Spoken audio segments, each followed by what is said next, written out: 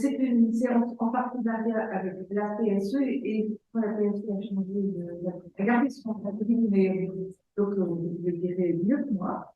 Enfin bon, en tout cas, c'est autour de la psychologie d'entreprise et la culture avait été créée par une Saint-Pédé il y a très longtemps. Donc on est plutôt dans ce registre-là. Il y a un partenariat entre l'UPMD et la PSE, ce qui nous a donné l'idée d'organiser ce conseil d'orientation pour le terme avec différents éclairages, dont celui sur la psychologie d'entreprise avec Blaise Bargance et Grégory Denis de la PSE. Et puis, ce sera une première partie de la séance. Et puis, Cédric, qui est notre conseiller scientifique pour le... Et qui suis ici en tant que chercheur. D'accord. Et puis, pour les PMD, donc voilà, le conseil scientifique du PMD, puisqu'on est sur le thème de l'intervention dans l'entreprise, intervention dans l'entreprise, où en est la sociologie de l'entreprise, c'est la première partie, intervention d'entreprise, intervention de Cédric sur, pas où on soit, mais intervention dans l'entreprise à partir des sciences de gestion questionnées par les sciences du travail. Je le dis dans le cas. Et puis Justine, qui est en thèse, apportera un éclairage sur un cas, comme aussi déjà les autres auront certainement aussi des cas, mais là, une étude en cours sur une entreprise en transformation, vous nous en direz exactement. Là, c'est Greg. Déjà, merci beaucoup de nous accueillir et de nous avoir invités. Cette séance de réflexion sur la sociologie de l'entreprise, en particulier la question de l'intervention en entreprise. Donc, comme Dominique le disait en introduction, donc, je suis président de la PSE, donc l'Association pour la sociologie de l'entreprise. Donc, une association d'intérêt général qui a été créée donc, à la fin des années 80 par un sociologue français, Renaud Saint-Saulieu, qui est un des fondateurs justement de cette sociologie de l'entreprise. Et donc la PSE est une association un peu atypique, et rejoint certainement sur certains points aussi les manières de penser, de réfléchir de l'UTLD.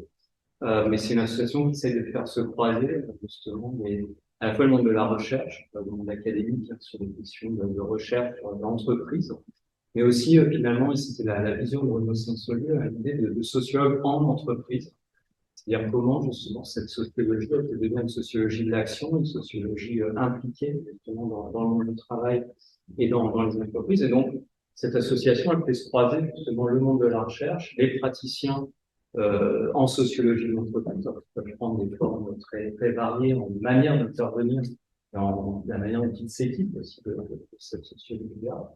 Et puis, au fil des ans, le périmètre s'est beaucoup élargi et on se retrouve aujourd'hui aussi avec des personnes qui ne sont pas forcément ni sensibilisées ni formées à cette sociologie-là et qui viennent chercher des réponses à un certain nombre de questions, beaucoup de professionnels en entreprise, mais aussi des gens qui accompagnent les entreprises, des consultants, des coachs, des médiateurs, aussi depuis quelques temps aussi, toute une série de personnes qui interviennent dans l'entreprise sans forcément avoir l'équipement d'origine de la sociologie de l'entreprise, et qui viennent chercher un certain nombre de réponses et de questions. Et puis de plus en plus aussi des étudiants qui viennent fréquenter aussi l'association, et notamment des questionnements sur ce qu'on peut faire avec la sociologie. Autre chose, peut-être de la recherche ou de l'enseignement, est-ce qu'on peut faire des choses en entreprise à partir d'un regard sociologique. Et donc, ils viennent aussi pour réfléchir à peut-être laisser Blaise dire quelques mots. Oui, alors 2 mots de présentation rapide. Je m'appelle Blaise Bargance. J'ai rejoint la PSE il y a 7 ans quand Greg a pris la présidence. J'ai la particularité de j'habite en province, je viens d'Aix-en-Provence, pour vous voir, spécialiste. Et puis j'ai une particularité aussi dans l'association, même si je suis loin d'être le seul, c'est que j'ai été salarié d'entreprise pendant toute ma carrière. Donc je ne suis pas un sociologue, ni de formation d'origine de départ. Je suis un praticien des ressources humaines dans le monde de l'assurance à Groupama où j'ai passé 35 ans. Et je suis venu à la sociologie par la pratique, par le terrain, même si je me suis formé en cours. Donc voilà, je suis une illustration de un parcours plutôt opérationnel sur la question de à quoi la sociologie peut être concrètement utile dans une. Depuis quelques temps, un an, j'ai un mi-temps que je peux consacrer à la PSE dans le cadre d'un mécénat de compétences. Donc, je suis aussi un peu l'animateur de la vie associative de manière régulière. On anime un certain nombre d'activités, d'échanges sur les réseaux. Donc, si vous avez envie d'en savoir plus aussi, et de rejoindre d'autres activités de l'association, on pourra en parler peut-être après.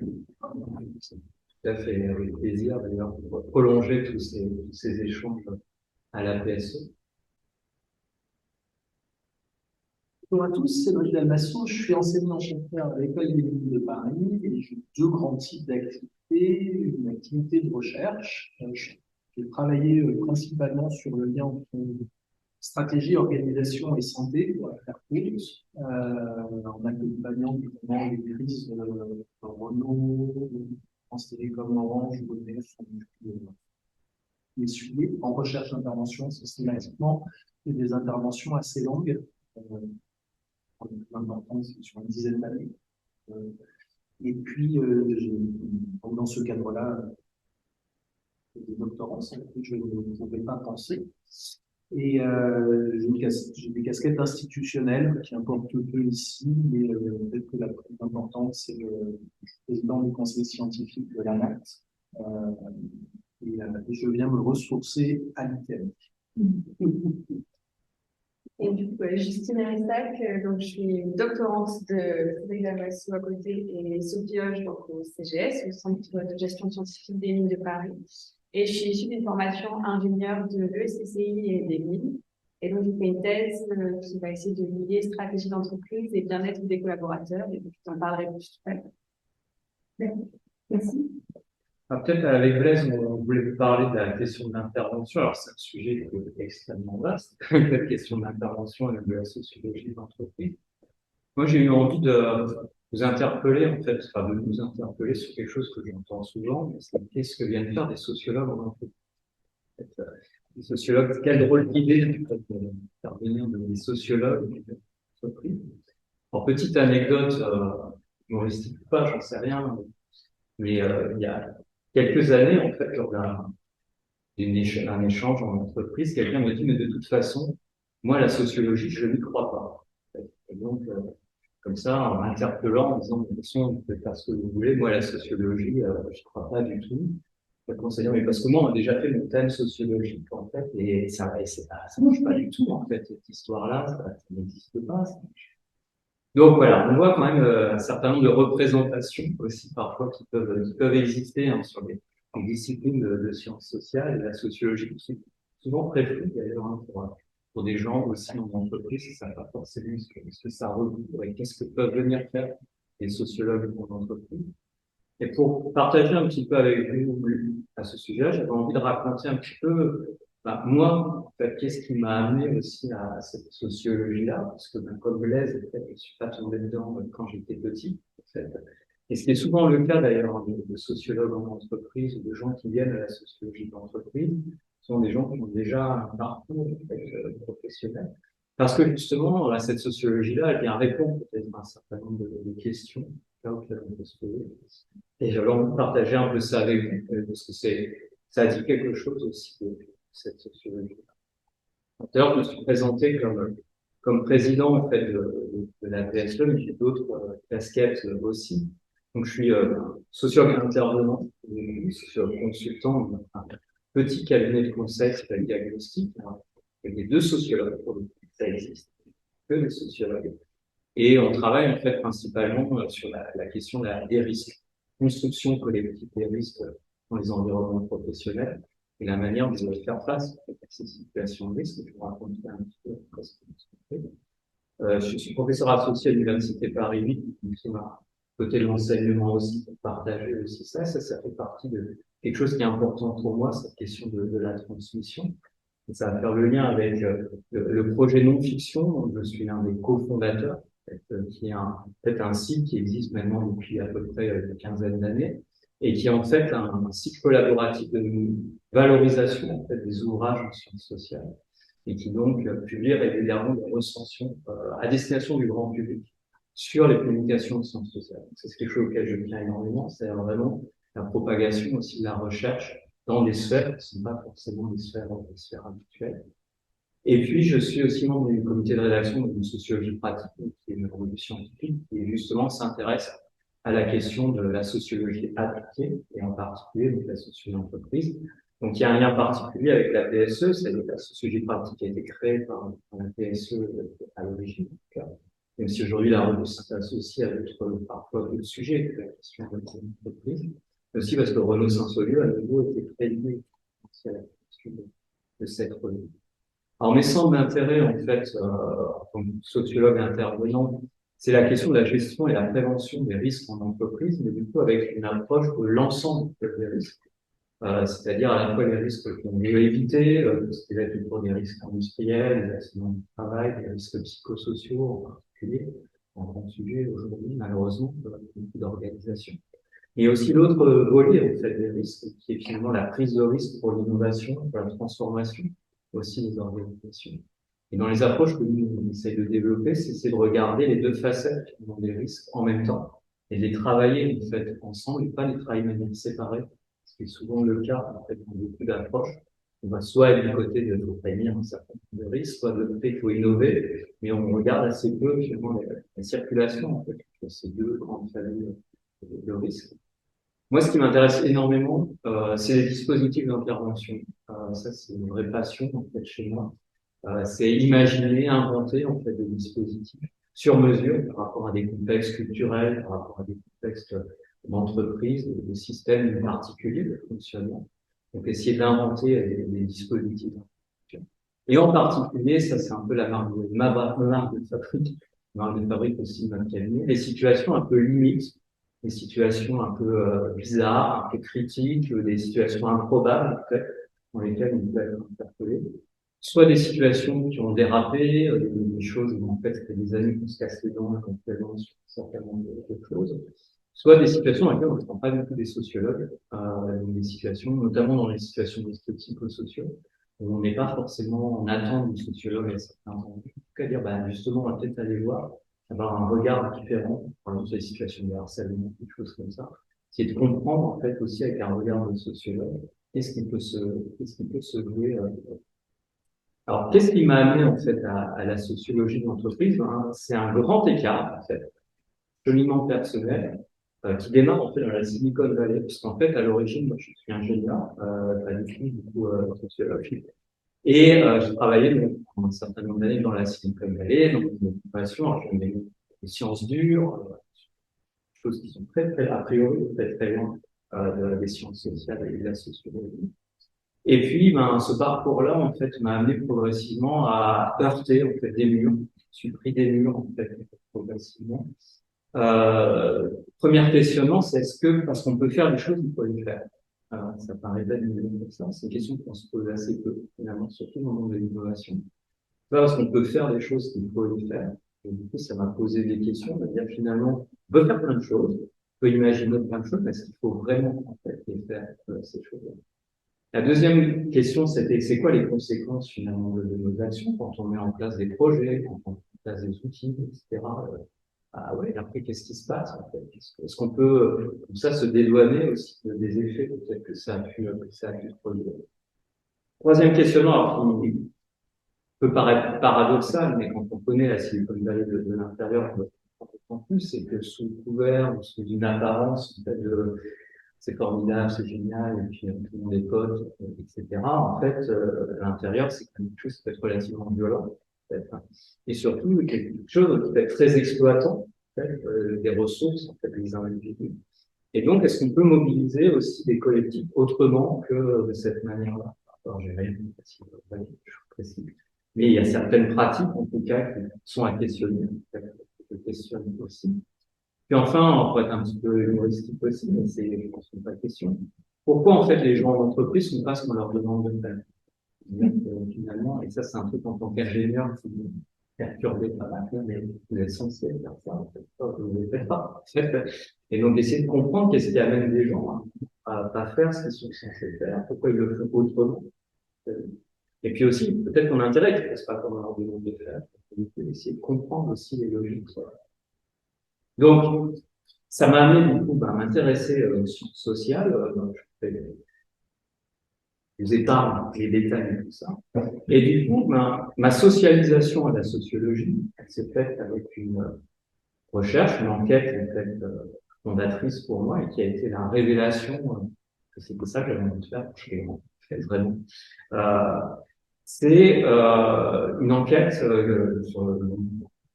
le monde de la collecte des déchets chez les éboueurs, sur la question des accidents du travail en fait, chez les éboueurs, avec un paradoxe en fait, où tout le monde s'était cassé les dents dans cet univers-là, qui était en fait plus on investit sur la sécurité en fait chez les éboueurs, plus on met en place de dispositifs de prévention, plus on rajoute des équipements, des machins dans tous les sens, et plus il y a d'accidents, et plus ils sont graves.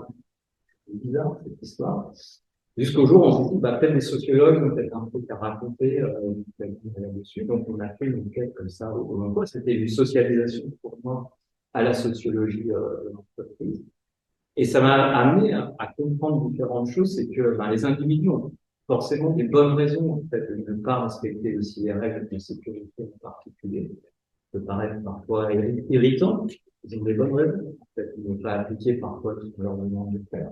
Et parfois au détriment de leur propre sécurité. Et c'est pas forcément par inconscience, c'est parce qu'il y a d'autres enjeux, parce qu'il y a d'autres choses qui peuvent se jouer à ce moment-là. Ça, c'est le premier élément qui a été très marquant pour moi pour ce travail-là. Deuxième chose qui a été très marquante et qui me marque encore aujourd'hui, c'est qu'il n'est pas bon de tout dire. En fait. C'est que justement les acteurs dans les organisations, ils ont des pratiques, il y a des choses qui disent qu'ils font et qu'il faut peut-être pas révéler en réalité, leur ficelle, leur truc, leur machin. Et ça, c'est un des biais ou un des risques justement de l'intervention sociologique. Moi, je dis souvent justement que le risque, c'est de faire du diagnostic sociologique, une espèce de scanner, en fait, on passerait l'organisation dans le scanner, puis on va révéler en fait tous ces fonctionnements, tous ces détours, etc. Ben ça pose question. Est-ce que c'est vraiment ça qu'il faut faire? Est-ce que tout est bon à dire? Est-ce que les acteurs n'ont pas des choses aussi à garder pour eux là-dedans? Et donc une surfocalisation, notamment dans ce cas-là, sur le comment on résout peut-être un problème, comment on résout les accidents du travail, et c'est ça qui finalement va créer un peu plus de problèmes. C'est de se focaliser sur le comment et de pas juste se dire pourquoi. Pourquoi c'est un problème qu'il y ait des accidents? Pourquoi c'est quelque chose qui devrait nous questionner? Et pourquoi, en fait, on n'y arrive pas en fait, à faire tenir ce truc-là, plutôt que de rajouter encore des dispositifs, d'approches, de méthodes. Il y a plein de cabinets de conseil qui s'étaient succédés dans cette branche-là d'activité, avec une production impressionnante de dispositifs dans tous les sens, de formation, de responsabilisation, parfois de sanctions sur des pratiques, etc. Mais pourquoi, en fait, au fond, la question des accidents, c'est un sujet que ça devrait être discuté. Et puis aussi qu'avec les meilleures intentions du monde, on ne change pas les gens malgré eux. Ça, c'était pour moi, par les bêtes, mais que si les gens ne veulent pas changer aussi, ils ne comprennent pas pourquoi ils doivent changer cette chose. Il n'y a aucune raison que ça marche. Ils auraient beau vous agiter dans tous les sens, mais ça reste bien. Et pour moi, ça a été une révélation, une invitation à l'humilité. Pour moi, la sociologie de l'entreprise, c'est une invitation à ça, à l'humilité de la complexité, justement, du social, de l'humain dans les organisations, dans l'entreprise. Développer le sens de l'écoute et surtout un sens de la non-expertise, ce que moi j'appelle de la non-expertise, c'est-à-dire justement renverser la perspective justement et se dire mais les experts, c'est les gens en fait, qui sont dans l'organisation. C'est eux les meilleurs experts de ce qu'ils font. Et nous, on n'est absolument pas experts de ce qu'ils font. Par contre, on a des compétences et les mettre, réussir à les faire discuter ensemble et faire réfléchir. Alors, les apprentissages clés de mon côté de la sociologie de l'entreprise, alors c'est les 4 ouvrages, aucun fondateur, donc à 4 approches qu'on a prises. La question des mondes sociaux de l'entreprise, donc les travaux justement de Laurent Solieu, Marc Dual, Laurent aussi, sur le fait que une entreprise, justement, et c'est ça qui est au cœur de la sociologie de l'entreprise, c'est un monde social. Et c'est la reflet de la société en petit. Finalement, il s'y passe plein de choses, avec un double mouvement. C'est la société qui façonne les entreprises et qui façonne ce qui se passe. Ce qui se passe dans les entreprises n'est pas indépendant de ce qui se passe dans la société dans son ensemble. mais aussi à l'inverse, c'est-à-dire que ce qui se passe dans l'entreprise façonne aussi la société, façonne les rapports sociaux, façonne aussi des manières de voir le monde et de voir en fait, la société dans son ensemble. Et le rôle des sociologues en entreprise, c'est aussi de faire le lien justement entre ces deux logiques et de recréer la perspective en fait, entre ce qui est vécu en interne de l'entreprise et ce qui est vécu aussi de manière plus globale en fait, dans la société. Deuxième apprentissage clé en ce qui me concerne, c'est que cette sociologie, c'est une sociologie de l'action, c'est ça qui m'a beaucoup attiré, aux travaux de neurosciences en particulier, c'est que c'est une sociologie intervenante, c'est-à-dire qui cherche vraiment à faire changer une certaine chose, qui n'est pas juste poser à un moment donné un constat, un diagnostic, mais créer de la mobilisation en fait, pour ces analyses-là pour produire certaines. Le troisième apprentissage clé, ça a été qui pour moi est au cœur aujourd'hui de la sociologie de l'entreprise, des interpellations de la sociologie de l'entreprise. C'est la question de l'incertitude, c'est-à-dire que finalement, dans cet environnement de changement un peu permanent, Norbert Acter, justement une société en mouvement plutôt que finalement des questions de changement, plutôt que du mouvement que du changement, avec toutes ces incertitudes-là, eh bien justement, le rapport à l'incertitude et la manière dont on comprend comment dans l'entreprise on fait face à cette incertitude, à ces incertitudes, ça dit beaucoup aussi de nos rapports sociaux et la manière dont on veut fonctionner dans les entreprises. Et puis enfin, le dernier point clé pour moi, c'est vraiment cette idée de Renaud Saint-Saulieu et de Lindsay Grestin qui était autour de finalement l'entreprise comme affaire de société. C'est-à-dire, on ne peut pas laisser les entreprises de manière autonome comme ça. C'est quelque chose qui doit se penser dans une société, et que ça doit faire l'objet aussi de débats, de discussions, et qu'on peut aussi penser à cette concept. Donc, sur l'intervention sociologique en entreprise, il y a plein de manières d'intervenir en mobilisant cette sociologie. Mais il y a trois invariants dans la sociologie de l'entreprise qui sont des marqueurs assez clés de la manière de mobiliser la sociologie en entreprise. Premier marqueur, c'est le diagnostic sociologique, c'est-à-dire résoudre en fait une énigme simple, mais pourtant extrêmement complexe. C'est pourquoi ça tient. Pourquoi un environnement de travail, pourquoi une entreprise, pourquoi des collectifs tiennent, en fait, par quelle magie, en fait, ça tient ensemble, alors qu'il n'y a aucune raison, en réalité, que ça tienne, ils sont un peu différents, il y a des personnes qui ont des stratégies différentes, il y a la sociologie des organisations, pourquoi ça tient? Donc ça, c'est essayer de comprendre ça, d'éclairer ça, et aider les gens à comprendre pourquoi ils tiennent ensemble. Deuxième élément clé de la sociologie de l'entreprise, c'est la question du pronostic. Ça, je trouve que c'est un apport clé aussi qui est souvent négligé d'ailleurs dans la sociologie de l'entreprise. Et le pronostic, c'est l'idée d'aller tester les états limites du fonctionnement des systèmes sociaux et se dire si on tire le trait en fait de ce qui est en train de se passer, qu'est-ce qui pourrait se passer, comment ça pourrait évoluer, de façon à permettre aux acteurs de se positionner là-dedans, vers quoi on a envie d'aller. Vers quel type de situation est-ce qu'on a envie d'aller vers pour continuer comme ça fonctionne, et puis ça va plus ou moins continuer à piloter comme ça, c'était pas un problème. Est-ce qu'on a envie de quelque chose de radicalement différent, avec une espèce de rupture entre les fonctionnements? Ou est-ce qu'il y a peut-être des choses latentes de l'innovation, en fait, qui pourraient venir et qui pourraient modifier, transformer nos rapports de fonctionnement? Puis enfin, dernière brique de la sociologie de l'entreprise, sous son versant intervenant, en tout cas, c'est la question de la stratégie de changement et d'une double stratégie de changement. En tout cas, c'est comme ça que moi je l'interprète de pratique. En tout cas. Et c'est une des forces justement de la sociologie de l'entreprise. C'est que c'est une stratégie de changement qui est à la fois notre système social qu'on peut changer, qu'on peut modifier, mais c'est aussi une stratégie de changement de l'acteur de changement, du sociologue intervenant, avec le système intervenant de changement. Du coup, il y a deux logiques de changement.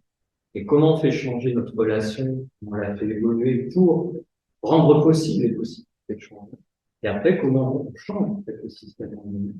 Ça, je trouve que c'est une vraie approche réflexive, justement, qui oblige justement l'intervenant, le sociologue, l'intervenant, quel que soit le terme qu'il utilise, à avoir une approche réflexive sur sa propre pratique aussi dans l'intervention. Et ça nécessite beaucoup de réflexion profonde et pas uniquement sur le système.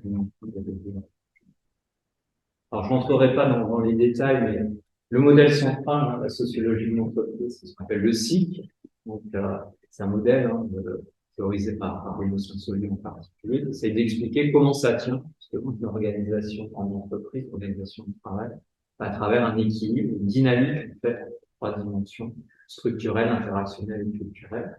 Et donc, le travail, justement, d'intervention, c'est de donner à voir comment ce système-là il tient aujourd'hui, est-ce qu'il est satisfaisant ou pas, et d'aider les acteurs à rééquilibrer ces différentes dimensions pour qu'elles produisent un certain nombre d'effets. En tout cas, c'est ce qu'on dit. Et ce travail d'intervention, en tout cas, c'est ma pratique, en tout cas, la pratique de généralité, mais ma pratique d'intervention, c'est que c'est une position d'équilibriste qui est très fragile, qui est très complexe, en fait, pratiquement. Parce que c'est ça qui va la distinguer justement peut-être d'autres approches, d'approches aussi de recherche, d'autres types d'approches qui peuvent exister, qui sont pratiquées aussi par les sociologues. Il faut réussir à trouver un équilibre entre la question de produire la connaissance, donc pour du diagnostic qui peut être posé, mais c'est aussi comment on passe à l'action, c'est une sociologie pragmatique, il faut que ça soit quelque chose produit, quelque chose, mais aussi une capacité de mobilisation des collectifs, c'est-à-dire qu'il ne suffit pas de dire que ça se fasse, c'est comment on en garde. Et ça, ça pose plein de questions, et ça pose notamment une question qu'avait posée notamment Marc Hual, et regrette d'ailleurs la disparition. Marc Hual, en fait, disait dans un des articles qu'il a pu écrire qu'il y avait un moment, il y avait besoin d'un sacrifice, en fait, dans la question de la sociologie de l'entreprise. Ce qui peut être très difficile à accepter aussi, c'est que les acteurs vont peut-être s'approprier la modélisation qu'on va leur proposer à leur manière. Et donc peut-être qu'il y a un sacrifice à faire de la précision ou de l'exactitude peut-être sociologique, certaines choses, mais c'est pas ce qui est important. En fait. C'est comment ça peut les équiper, la manière dont ils le comprennent, comment ça peut les équiper pour les mettre en changement, les mettre en mouvement. C'est ça, en fait, qu'on va chercher. Mais du coup, ça pose la question de comment on embarque les différents acteurs, comment on garde en fait une distance, l'équidistance, équidistance politique qu'il pourrait y avoir entre les différents acteurs. C'est quelque chose que dans la réalité, le concret, est très compliqué à vivre. Et ça m'a amené, c'est quelque chose que j'avais partagé lors d'un congrès de l'AISF, l'Association internationale de sociologie de France, un congrès il y a quelques années, sur les questions des tensions éthiques chez les sociologues intervenants, avec différentes figures, en fait, finalement, qui sont attendues par les gens qui font appel à des sociologues. Alors, parfois, c'est assez...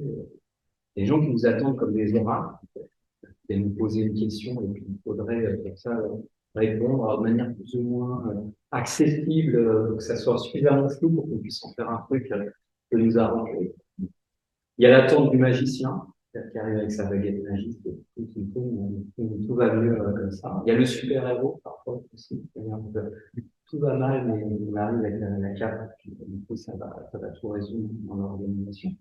Le service après-vente, alors c'est là, il est pas mal aussi. C'est quelque chose que moi, j'ai beaucoup rencontré dans mon parcours. C'est-à-dire que il y a des choses qui ont été mises en place, des projets, des trucs qui parfois ont été accompagnés par différentes structures, etc. Ça ne marche pas. Si vous pouviez faire en sorte que ça marche quand même, ça pourrait être pas mal. Nous, on n'y est pour rien, on n'a pas de participation, mais si vous pouvez faire que ça fonctionne quand même, parce qu'on a quand même investi dedans, ça a pris du temps, de l'énergie, de l'argent, quand même, ça serait bien que ça marche. En fait. Il y a la question du complice. Du coup, alors ça, c'est souvent des gens qui ont été, qui ont quelque chose à défendre en fait, dans l'organisation. Ils disent, tiens, on va venir un sociologue, et ça va être mon complice en fait, et puis il va faire passer des messages que moi je peux pas faire passer, et du coup, on va essayer de faire glisser en fait, un certain nombre de choses. Parfois, c'est de plus en plus le cas. Alors, c'est surtout le cas dans une situation que je suis confronté moi. C'est peut-être moins le cas dans d'autres personnes qui font l'intervention. Mais la question du juge. C'est-à-dire, à un moment, venir dire, ça c'est bien, ça c'est pas bien. Alors, ce qui a été fait, ça a été ni fait ni à faire, ou certaines pratiques managériales, en fait, c'est bien ça le problème, c'est la pratique managériale, etc. Donc, arriver comme ça, avec, comme si on le juge, ce que doit être quelque chose. Alors, quand il découvre qu'en fait, on va pas jouer ce rôle-là, ça devient un peu compliqué. Parce que du coup, il se rend compte que c'est plus subtil, en fait, que ça. Alors, parfois, c'est la figure du traître. Alors ça, c'est extrêmement violent à vivre. Je l'ai vécu, je pense que ça existe. Peut-être une intervention, etc. Et certains acteurs sont pas d'accord avec ce que vous dites à un moment donné. avec ce que vous partagez, parce que peut-être vous dites des choses qui les dérangent. Et donc, vous vous retrouvez dans des situations où ça m'est arrivé, vous faites une restitution, vous avez une telle intervention, et vous vous retrouvez tout seul, tout d'un coup dehors, sous la pluie, battant, etc. Tout le monde a disparu. Il n'y a personne qui vous ramène à la gare ou quoi que ce soit, et vous êtes là, en fait, sous le début. On vous fait bien comprendre que, du coup, les messages que vous avez passés, c'était peut-être pas ceux qu'on vous dit. Donc ça, c'est assez violent aussi à dire. Pouvoir encaisser ce genre de choses. Vous avez beaucoup d'énergie à essayer de faire comprendre ça. Ça peut être le pompier, alors ça, les sujets, les risques, etc., c'est souvent le cas aussi. C'est que, alors, on aurait peut-être pu appeler un tout petit peu avant, mais on va attendre que ça brûle bien pour essayer de l'appeler les sociologues. Et puis enfin, il y a la dernière position, qui est, que j'appelle le passager clandestin. C'est-à-dire, du coup, arriver, mais pas forcément en montrant des sociologues ou quoi que ce soit, et dire, du coup, ça aide un certain nombre de choses, c'est-à-dire, on ne peut pas forcément afficher. Et dans certains environnements, c'est ce qui va permettre justement la possibilité d'intervention, c'est d'être un petit peu le passager clandestin dans cette histoire. Donc ça, c'est pour partager, voilà, un petit peu avec vous aujourd'hui. Les dilemmes, à travers cette psychologie d'intervention. Je pense que voilà, c'est fortement en tension aujourd'hui ces différentes attentes-là. Et puis juste pour vous donner quelques exemples en fait de terrain d'intervention, les sociologues ont fait d'intervenir. Je parle de moi, d'un collègue Carole Dubois, avec qui je travaille justement avec le CEL, qui écoutera cet enregistrement. Des exemples des choses sur lesquelles on travaille, par exemple, on va travailler sur des questions de risque industriel, voilà, une plateforme pétrolière qui explose, etc. Comment on peut comprendre en fait ce qui s'est passé? Alors, on peut peut-être être rappelé en disant on va régler le compte, qui est coupable de cette histoire-là. Comment on déplace ça pour dire on va peut-être plutôt réfléchir en fait à qu'est-ce qui a permis en fait cette situation, qu'est-ce qui explique ce point de vue. Ça peut être des situations, par exemple, on envoie des satellites dans l'espace, ça paraît être comme ça, mais si on conçoit mal un truc, une fois que c'est parti, c'est parti. C'est-à-dire que, donc du coup, ça pose des questions de fiabilisation, des processus de fabrication. Tous les sociologues ont des choses à dire aussi sur comment on fiabilise les processus de production, etc. Donc, ça, c'est des choses sur lesquelles on peut être interpellé. On peut être interpellé sur des choses auxquelles on se dit qu'est-ce que les sociologues ont totalement. Voilà. Et sous-marin nucléaire, par exemple, de dire, à un moment, sur la fabrication, pareil, souvent, on va penser c'est un truc d'ingénieur, les regards sociologiques peuvent être super intéressants aussi. Justement, la question de la fiabilité, la fiabilisation en fait, de cette production, un peu comment ça peut se passer. Ça peut être un autre exemple que j'ai pu prendre, c'est la mise en place de projets, par exemple, de digitalisation, de numérisation. Un exemple d'une enquête, mission très intéressante, d'intervention dans une grande administration française qui décide de digitaliser, de numériser en fait le courrier. C'est-à-dire, c'est quand même pas compliqué, on numérise le courrier, après c'est juste numérique, etc. Sauf que ça crée un bazar pas possible derrière, parce que qu'est-ce qu'on a négligé, c'est le rôle que jouent les acteurs du service courrier, en fait, dans leur capacité de régulation en fait, de l'ensemble de l'organisation, la connaissance fine qu'ils ont du fonctionnement de cette institution. Et quand on numérise, tout ça on perd. On perd cette question. Donc, comment on récupère, comment on fait pour que ça remarque? On a numérisé, qu'on a perdu cette capacité-là. C'est des situations, par exemple, d'intervention. Ça peut être des situations, par exemple, aussi en EHPAD, sur les questions, ces situations actuelles de maltraitance. C'est de comprendre ces questions, ces sujets autour de la maltraitance autrement, peut-être en comprenant aussi des logiques qu'il peut y avoir et qui amènent peut-être à des situations qui peuvent être comme des situations de maltraitance. Donc, ça, c'est des choses sur lesquelles je travaille. Dans des hôpitaux, sur la viabilisation des salles d'opération, ça peut être des centres d'appel, en classique aussi, sur comment ça fonctionne, les centres d'appel, comment on gère aussi le téléphone, toute l'agressivité parfois, toutes les incivilités qu'il peut y avoir quand on est dans une relation téléphonique. Les questions, par exemple, d'assainissement des eaux, on travaille aussi sur comment quand ça a des impacts aussi sur la santé des individus, les dysfonctionnements organisationnels peuvent avoir des impacts très concrets. Ça, c'est important de pouvoir retrouver. Et puis aussi, des choses qui émergent sur les rapports aux technologies. Alors, ça tombe bien, parce que c'est un truc qui m'intéressait à l'origine, et de voir que maintenant, on commence à s'y intéresser vraiment sur les interactions entre, justement, l'humain et les machines, l'intelligence artificielle, la robotique. comment on peut travailler, composer avec tout ça, quels impacts ça a fait concrètement aussi dans les organisations, au-delà des fantasmes hein, qu'il y a beaucoup aujourd'hui sur la fin de l'humain, etc. Et ça a des effets très concrets. Aujourd'hui, tous ces outils-là, l'intelligence artificielle, ça a déjà des conséquences très concrètes de fonctionnement. Donc voilà pour vous donner un petit peu l'idée de voilà, à quoi peut servir un sociologue, en tout cas dans ma pratique en entreprise. Et aujourd'hui, ben justement, la sociologie de l'entreprise, elle est un peu un carrefour de son histoire. Donc, on avait publié la sociologie pratique, elle est sortie numéro hors série il y a 12 ans, qui était la sociologie de l'entreprise à l'épreuve en fait, des transformations temporelles. Donc, justement, on montrait, on a essayé de montrer, mettre un peu mettre les pieds dans le plat aussi, de dire, il y a un truc très paradoxal aujourd'hui, c'est que la question de la sociologie de l'entreprise est relativement désinvestie par le monde académique aujourd'hui. C'est-à-dire qu'il n'y a plus aujourd'hui, comme s'il y avait une époque à Sciences Po en particulier, un lieu vraiment où cette sociologie se développait, travaillait, etc.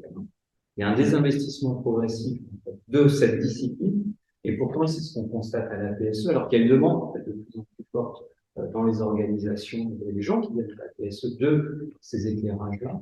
Mais on voit que cette sociologie, elle a fortement diffusé en fait, dans plein d'autres champs, qu'elle est appropriée par d'autres pratiques, et ce qui est super, et on voit justement à la PSE la diversité justement des pratiques, des appropriations, des gens qui ne font pas forcément de la sociologie de l'entreprise, qui ne se revendiquent pas, mais qui vont aller mobiliser différents apports, modes théoriques qui peuvent exister là-dessus.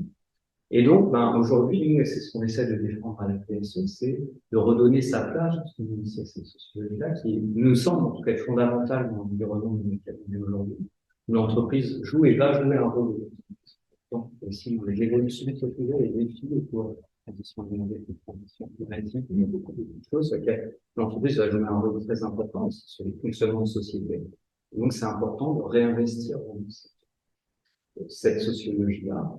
Et donc, on en reparlera peut-être tout à l'heure. En septembre, on va organiser 3 jours qui va dédier justement à une actualité de la sociologie de l'entreprise. On va inviter tous les gens qui sont intéressés pour venir discuter avec nous de quoi on a besoin aujourd'hui de faire émerger cette sociologie. Merci beaucoup, en tout cas, pour votre écoute sur un partage, en tout cas, de l'intervention. Passe la parole à Blaise. Alors, je vais faire comme Greg. Je vais vous présenter, mais alors vraiment de manière plus sélective, parce qu'il a déjà dit beaucoup de choses. Donc, je vais faire plus rapide sur à la fois qu'est-ce qu'on voit à la PSE, je vais aller très vite sur ce plan-là, et puis après partager l'expérience. Hein. Il y a une expérience différente de celle de Greg, puisque moi, j'ai fait la sorte du même. Je suis pas du tout ingénieur de formation.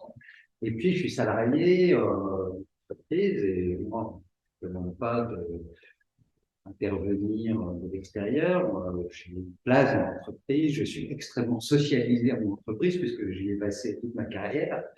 Donc, forcément, l'utilisation de la sociologie est aussi marquée par cette position de cette histoire dans l'entreprise. Alors, j'ai commencé par lister des exemples de situations de travail dans lesquelles moi j'ai pu utiliser des parties des fois importantes, des fois assez mineures finalement, mais quand même un peu de background sociologique, que ce soit au plan conceptuel, au plan des méthodes, au plan de la réflexion, de la façon surtout moi je le dirais comme ça, de se poser des bonnes questions. Pour moi, à l'issue de ce parcours un peu ancien, parce que j'ai commencé à pratiquer un peu de la sociologie en 2009, et je vais vous raconter d'ailleurs surtout cette expérience-là de début de ma découverte de la sociologie au plan concret, après avoir été formé, un peu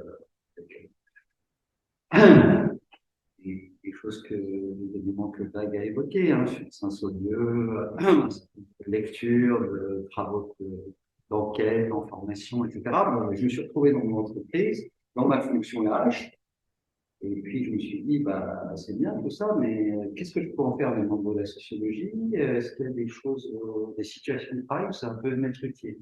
Alors voilà une liste de questions que j'ai pu traiter à un moment ou à un autre. Et d'ailleurs, quand on voit, on est en train de faire à la PSE un essai de recensement de thèses dans les 10-15 dernières années qui mobilisent la sociologie de l'entreprise. Des thèses de sociologie, mais aussi des thèses de gestion, des thèses d'ergonomie, de philosophie, de droit, d'économie, de sciences de l'éducation, enfin, il y en a dans plein de disciplines différentes. Mais on s'intéresse à une facette de l'entreprise, c'est des gens avec lesquels on a des relations, donc ça nous paraît intéressant de faire un état des lieux de cette production, une recherche appliquée. Voilà. Alors, on retombe sur ces thèmes. Voilà, sur des questions de métier. Alors, voilà, moi, je vais surtout vous parler de la première expérience, là, sur la relation client. Mais après, des questions sur le numérique, les compétences. Moi, j'ai beaucoup pratiqué la GPEC, par exemple. J'ai utilisé un regard sociologique pour faire de la GPEC. Des questions de management, bien entendu, le lean management, bon, alors voilà, plein d'autres thématiques sur le management, il y en a plein. Évidemment, la qualité, les conditions de travail, risques psychosociaux, absentéisme, relation avec les partenaires sociaux, etc. Évidemment que la sociologie, c'est utile dans ce genre de contexte. Des projets d'organisation. Alors, moi, j'ai vécu des fusions internes, donc, j'ai plutôt navigué dans une entreprise d'assurance, mutualiste de surcroît, donc un univers assez tranquille, quand même assez apaisé, avec pas beaucoup de conflits durs, hein. J'ai jamais vu à personne. Ah, parce que c'est quand même assez. C'est pour ça d'ailleurs que moi je parle plutôt de l'utilisation de la sociologie en termes de projet, en termes de conduite de projet, de développement, plutôt positif. Mais je ne nie pas que la sociologie puisse aussi être tout à fait utile pour intervenir en situation de crise, en situation difficile, etc. Voilà, et puis récemment, depuis une dizaine d'années maintenant, un peu avant, pas mal avant le Covid, j'ai pas mal utilisé la sociologie aussi pour réfléchir et conduire des organisations de mise en place de travail à distance, télétravail à domicile, etc. Bon, bref, je peux pas parler de tout parce que évidemment, voilà, sinon on va survoler. Je vais vous parler de la première expérience, en fait, qui est la première où concrètement que j'ai été confronté à ma situation de responsable développement RH. Donc, je suis très classique, hein, une entreprise. J'avais une équipe de 15 personnes qui gérait le recrutement, la mobilité, la formation, la gestion des compétences, voilà, des projets un peu d'organisation de l'entreprise, un peu de transversaux, quoi. Et sortant de formation, je reviens, à l'époque, je travaillais à Lyon. J'avais déjà 20 ans d'expérience à Groupama. Je vais citer mon entreprise, maintenant elle est publique. Donc, je retourne à Lyon et en fait, le projet du moment, c'est un projet que toutes les boîtes de services, même pas de services, l'industrie aussi, je pense, ont plus ça à gérer à un moment donné, pas forcément exactement au même moment, mais chez nous, ça s'est produit donc à partir de 2009-2010. C'est la mise en place des centres de relations clients, plateformes téléphoniques, centres d'appel, enfin peu importe le vocabulaire, hein, des équipes de travail nouvelles composé de gens qu'on recrute à l'extérieur, mais aussi de salariés internes, hein. Ouais, se permettre de ça greffer des centres d'appel sur une organisation existante, uniquement avec des gens qui arrivent, connaissent pas le métier, etc. Donc il y a un peu un mélange de population. Bref, avec un projet de mise en place d'une nouvelle organisation. Voilà. Moi, la région pour laquelle je fais est une structure de 2000 personnes. Et en un an et demi, il fallait monter plusieurs centres de relations clients, 150 de ces personnes. Ça se fait pas comme ça, un vrai projet d'entreprise, hein, évidemment. Et donc, moi, on me dit, bah, Blaise, ton job, c'est ça au point RH, quoi. Donc, participer à la nomination du manager, on avait toujours l'escalier par le haut, hein. Former les gens, définir les postes, bon bref, la mécanique RH, ça je sais faire, et j'ai des équipes RH qui savent faire aussi, pas de problème. Et puis en fait, quand on commence un peu à tâter le terrain sur ce projet, on voit bien que ça génère des questionnements, des peurs, quand même des résistances, comme on dirait, hein, de l'interne. Hein, beaucoup de l'interne, des gens qui nous disent, oui, mais alors, ok, vous voulez faire des centres de relations clients, mais bon, on voit pas bien comment ça va marcher, et puis d'ailleurs, ça va pas être intéressant parce que c'est des métiers, c'est pas un vrai métier, c'est un bouche-trou, et puis là, il va y avoir du commercial, mais on peut pas faire du commercial, hein. Donc, ouais, bref, je vous donne des exemples comme ça, mais hein, des ribambelles de mécanismes qui commencent on, on fait l'effort sincère et un peu professionnel de se questionner. Et là, je trouve que la sociologie aide à, voilà, à prendre ce temps de recul, pas forcément pour trouver la réponse adéquate, hein, mais pour se dire, mais là, en fait, si on ne répond pas à ces questions, si on ne la traite pas, cette question, si on ne l'écoute pas et si on n'y apporte pas de l'attention et des éléments concrets pour répondre qui ne sont pas les outils RH de gestion classique, ben, ça va être difficile, en fait. Voilà. Parce que comment convaincre des gens d'aller sur une plateforme téléphonique s'ils ont cette vision aussi dégradée du métier? Ça va pas coller, quoi. Ils vont être motivés, ils vont pas appliquer les règles, ça va pas les intéresser, ils vont penser à partir, turnover, absentéisme, bon, bref. Voilà. Donc, comment éviter, comment prévenir ces questionnements, ces difficultés qu'on peut anticiper? Donc, moi, je me suis posé un peu la question comme ça. Et la sociologie m'a aidé à plusieurs moments.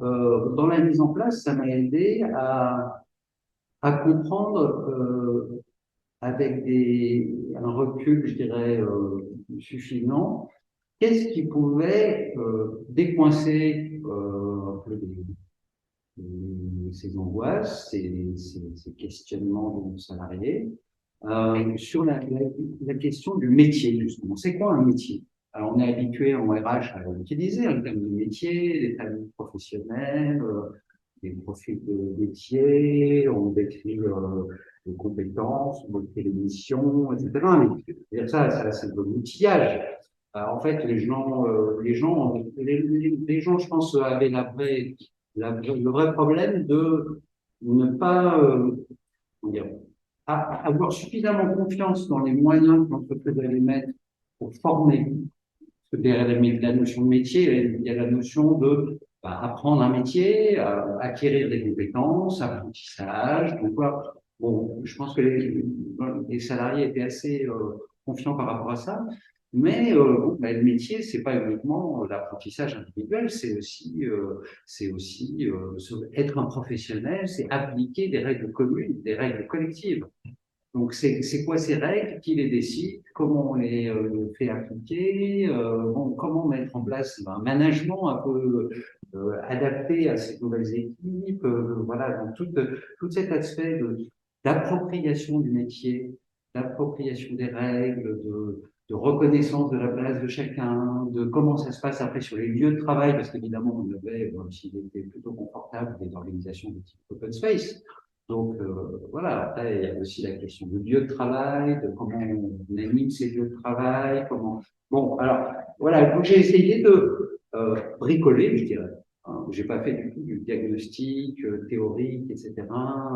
J'ai fait de la sociologie des coulisses. Je l'ai fait pour ma réflexion personnelle, pour la réflexion que je partageais avec des managers, avec des équipes, avec la direction, pour sensibiliser un peu tout le monde au fait que euh, mettre en place une nouvelle organisation, c'est pas uniquement mettre en place des dispositifs de gestion de l'âge. Voilà. Et la réflexion de sociologue, la réflexion au sens de simplement de praticien de la sociologie, hein, sans du tout de volonté d'avoir quelque chose de théorique, complètement très démonstratif, etc. Ça peut aussi être beaucoup de l'expérimentation, de tâtonnement, du dialogue, bon, de l'ajustement, etc. Donc, je trouve que ça a été très formateur, très utile pour décliner en fait voilà, certaines facettes un peu des sciences sociales, de la notion de métier, sur la question des compétences, bien sûr, mais aussi sur la question des règles, de l'application des règles, de cette transmission de la vie. Que ce soit pas non plus des organisations militaristes ou trop connotées commerciales, parce que c'était une de mes angoisses d'origine. Et puis les questions de culture de métier, de culture professionnelle. Et aujourd'hui, moi, je vois ça avec quand même le recul. Ça fait 2009, c'était il y a 15 ans. Et je pense pas qu'à Obama on soit remarquable. Je pense qu'il y a plein d'entreprises qui ont fait au moins aussi bien que nous. Ces équipes, en fait, 15 ans après, elles vivent pas si mal que ça.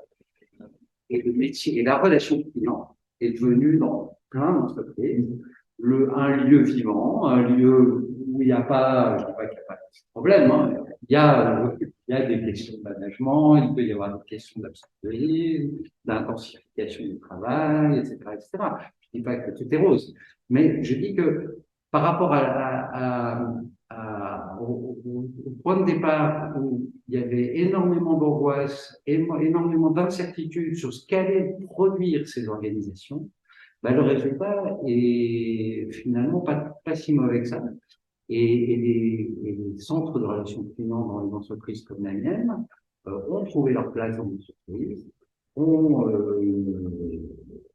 une vie au travail qui est tout à fait normale, voilà, tout à fait comparable à celle que peuvent avoir des équipes commerciales, des équipes de fonction de support. Voilà, c'est des choses qui ont, je pense, été plutôt positivement réalisées. Alors bon, il y a plein de questions qui apparaissent après. Avec, on a évoqué, par exemple, sur les violences des clients, sur la violence verbale, on a des questions de harcèlement numérique, il y a plein de nouveaux problèmes qui apparaissent. Hein.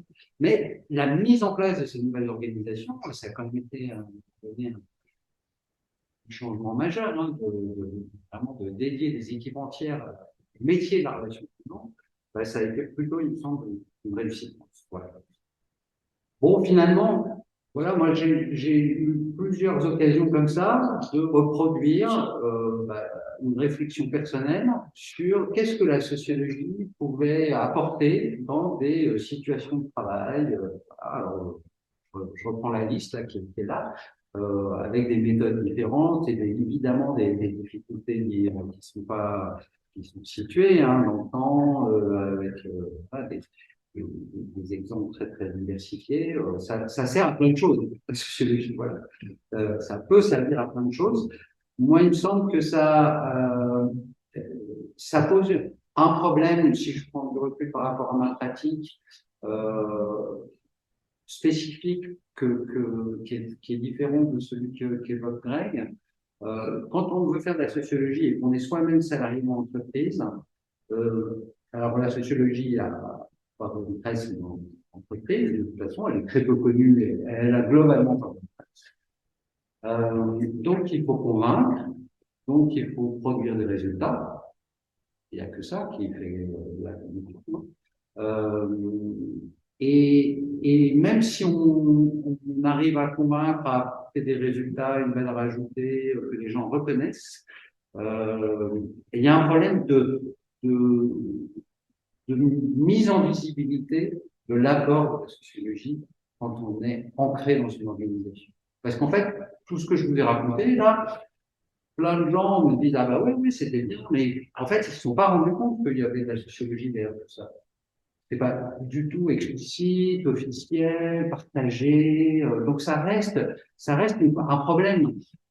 J'ai fait un petit entretien avec un ancien patron il n'y a pas très longtemps, et il l'exprimait très bien. Il disait bon bah par exemple quand on compare dans les entreprises, dans les RH, les différents types de formations et qu'on regarde la place de la sociologie, il n'y a pas de place pour les sociologues.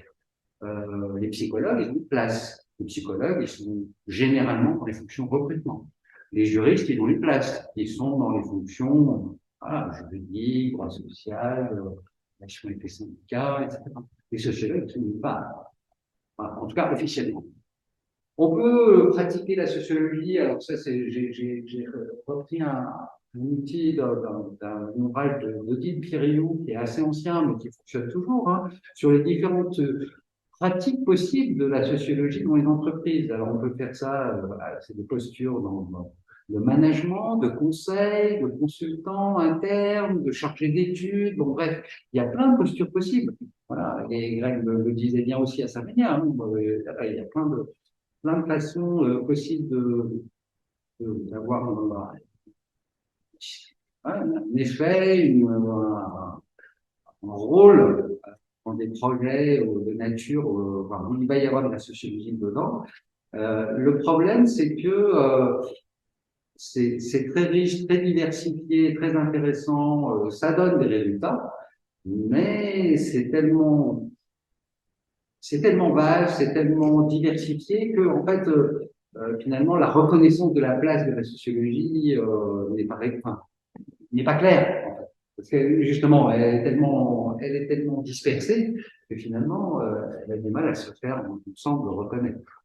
Voilà. Donc, bon, ça n'empêche pas qu'il faut persévérer et que je pense qu'on partage ensemble cet intérêt commun pour l'utilisation des sciences sociales. Donc, je pense pas que le débat soit là. Par contre, le débat, il est sur peut-être des manières de rendre plus officielles, plus marquantes, voilà, des apports vraiment concrets de la sociologie, parce que si on n'y arrive pas, on est très vite, alors j'ai pas fait l'exercice de personnage à la main de ce que tu as proposé, Greg, que j'ai trouvé très intéressant, voilà, qui m'a beaucoup plu, beaucoup parlé. Quand on est en entreprise, on a aussi ce genre de dilemme, de tension. On peut être l'intello de service, on peut être l'emmerdeur, l'empêcheur de tourner en rond, on peut être très vite catalogué. Voilà. Et alors, arriver à officialiser une position reconnue par l'ensemble des acteurs de la pratique de la sociologie, il y a du job, comme on dit. Voilà, merci à vous. 2 à 3 approches, ça vous va? Très bien. Donc, c'est de l'écran. Donc là, on est sous l'angle, parce qu'il verra bien du coup, hein, sciences de gestion. Les sciences de gestion de Cédric ont été questionnées il y a 1 an ou 2, je ne sais plus, par les questions du travail, par les sciences du travail. Et je pense que Cédric va nous parler de cette conjonction. Alors effectivement, merci beaucoup Dominique et merci Blaise et Grégory de ces éléments à la fois sur vos pratiques et sur les apports toujours actuels de l'approche de Saint-Saulieu. Pour vous dire d'où je vous parle, hein, là, c'est d'une part, je considère, de par la filiation de mon directeur de thèse, que j'ai une dette intellectuelle envers Renaud Saint-Saulieu, sachant que je ne l'ai pas connu, puisque j'ai commencé ma carrière d'enseignant-chercheur, malheureusement, après son décès, mais il était là. Et je précise bien ces éléments parce que je vais jouer à un jeu un peu particulier qui va être de forcer un certain nombre de différences, à la fois avec l'approche de la sociologie de l'entreprise portée par Saint-Saulieu et à la fois par rapport aux travaux d'ergonomie ou clinique de l'activité. Donc c'est un théâtre d'ombre et de lumière, c'est pas forcément ce que je pense, mais ça va être aussi pour être dans une logique de disputation, de controverse et pour essayer de stimuler cette réflexion. J'adore Saint-Saulieu. Pourquoi je me suis amusé à faire ça? D'une part, assez récemment, on a été amené à travailler avec Céline Mounier et Viviane Folcher, Stéphane Ballas sur les questions d'intervention. Et du coup, j'ai retravaillé le dernier ouvrage de Saint-Saulieu. Et je vais juste vous donner les points qui m'ont paru absolument essentiels pour qu'on voit de mon part.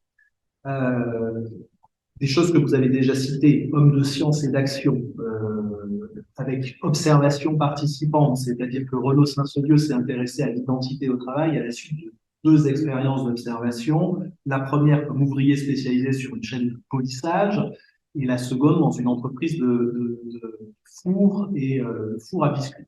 Donc ça, c'est au cœur de l'action en train de se faire. Ça, c'est ce que je classe sous l'angle de la recherche. Comment est-ce qu'on accède à un objet difficilement saisissable? Il y a un deuxième point qui, en tout cas, moi, m'a beaucoup marqué, c'est son approche scientifique, qui est bien évidemment celle du sociologue, mais en fait, qui est très interdisciplinaire. Il va beaucoup piocher sur la psychologie, de la psychanalyse, de l'anthropologie. Il discutait énormément avec les sciences de gestion aussi. Donc, ça, c'est sur l'approche scientifique. Et puis, le dernier point, c'est l'accent sur l'action militante de la formation avec une finalité, c'est la transformation, la création institutionnelle et la volonté de faire des acteurs, des tenteurs de leur propre pouvoir. Donc, tous ces éléments, pour moi, sont absolument essentiels. Maintenant, si je vais un cran plus loin sur son dernier ouvrage, il pointe quelque chose d'assez amusant à l'époque, hein, donc on est en 2001, si je ne dis pas de bêtises, c'est que on a beaucoup tendance à considérer à l'époque que l'État ou les institutions primaires et secondaires sont en retard par rapport à l'entreprise, qui s'appelle l'institution intermédiaire, et lui inverse la logique et dit, mais pas du tout. En fait, les entreprises sont en retard parce qu'elles n'ont pas fait l'effort de réfléchir à l'institutionnalisation du travail qui aujourd'hui accuse un retard dans les organisations quant à leur réinvention. Et je trouvais, alors déjà, c'est une pirouette intellectuelle qui est assez amusante par rapport à la connaissance commune de l'époque, mais qui est très juste et qui résonne aujourd'hui très fortement. C'est-à-dire que Corentin, en début de séance, disait qu'il avait fait une thèse sur la démocratie en entreprise. Un des grands discours aujourd'hui est de dire comment voulez-vous qu'un citoyen se pense citoyen alors qu'il passe la majeure partie de son temps dans une entreprise où le principe est un principe de subordination, ce qui est un peu en incohérence. Et donc ça, ces éléments, je trouve qu'ils sont extrêmement riches en termes de posture et d'apport. Je vais par contre apporter quelques autres éléments qui, pour le coup, n'ont pas pu être pensés par Renaud Cicciolio du fait de son décès prématuré. D'une part, le fait qu'aujourd'hui, son objet, c'est-à-dire l'entreprise, beaucoup d'acteurs qui observent les entreprises ont plutôt tendance à considérer qu'elles sont en phase de désintégration. Ne me faites pas dire ce que j'ai pas dit, il y a toujours des entreprises. Et en fait, un certain nombre d'actions comme la transformation digitale, par exemple, mais plus globalement des transformations massives aujourd'hui des organisations, fait qu'on peut se demander dans quelle mesure l'entreprise est un objet invariant et le bon objet pour intervenir. Donc ça, c'est un petit peu le cadre intellectuel sur lequel je vais essayer de discuter, de challenger Saint-Saulieu, mais c'est un peu vache parce que il n'est pas là pour répondre. Premier item. Pourquoi je vous dis ça? Parce que depuis 20 ans, j'accompagne mon équipe, jamais tout seul, mais des organisations dont on peut véritablement se demander quelle est leur stabilité. Est-ce que nous sommes face à des objets, effectivement, qui ne sont pas tellement en train de changer et continuellement en train de changer que on a quelque chose à saisir. Première idée.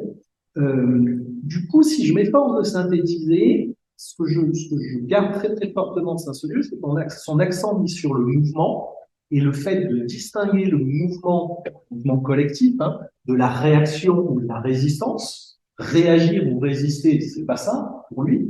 C'est pas non plus l'adaptation, c'est-à-dire le fait de dire je suis en train de m'adapter à quelque chose que je ne maîtrise pas. Donc cette notion de mouvement pour moi m'apparaît essentielle. La réinvention du travail paraît absolument essentielle chez Saint-Saulieu. L'accent mis sur la formation, mais avec, à mes yeux, et peut-être par ignorance de ses travaux, un point aveugle. C'est-à-dire, qu'est-ce qu'on entend lorsqu'on entend formation? Est-ce qu'on entend formation dehors de l'entreprise? Je suis prof, donc je suis assez à l'aise avec ça. Est-ce qu'on entend formation en situation de travail?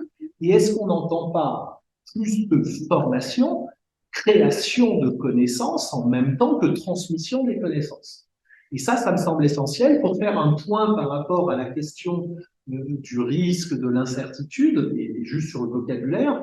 Aujourd'hui, dans le laboratoire, on a tendance à dire qu'il ne faut plus utiliser ces notions de risque et d'incertitude parce qu'en fait, ils s'inscrivent dans une généalogie qui part du connu, le certain, qui vont vers de l'aléatoire, le risqué. Là, je raisonne en bon économiste. et qui vont vers l'incertitude, c'est du risqué non probabilisable.